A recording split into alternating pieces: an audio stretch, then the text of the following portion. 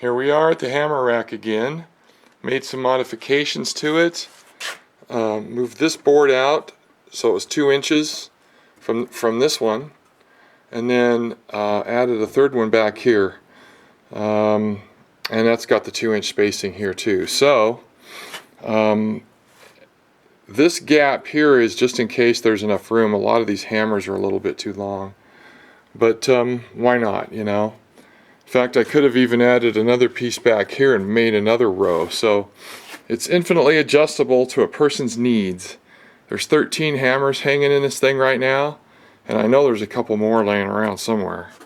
So anyway, no, I'm not a hammer hoarder, but when I moved here, this place needed so much work, I bought every hammer at the flea market that I could find. So this one needs the handle reset, and so does this one. This was there's a head of a sledgehammer that was my grandfather's that I need to put a new handle in, so that could go in here too.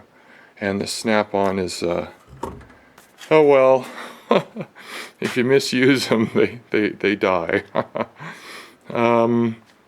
This Estwing I found sitting on the road down the street from my house. There it is. It was just laying in the road, and nobody ever claimed it, so I guess it's mine until somebody does.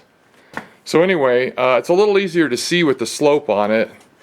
I like that. I'm glad I did that.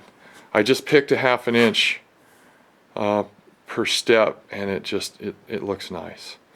There's 13 hammers. I got a couple more. I can't believe I have this many hammers. I'm a little shocked, actually. So anyway, that's just what I wanted to show you. You can modify this to your heart's content and start throwing your hammers all in the same place, which is a big deal. Searching for tools is a ridiculous waste of time. It's just horrible. Anyway, that's it. Just wanted to show you guys a quick update. See you, bye.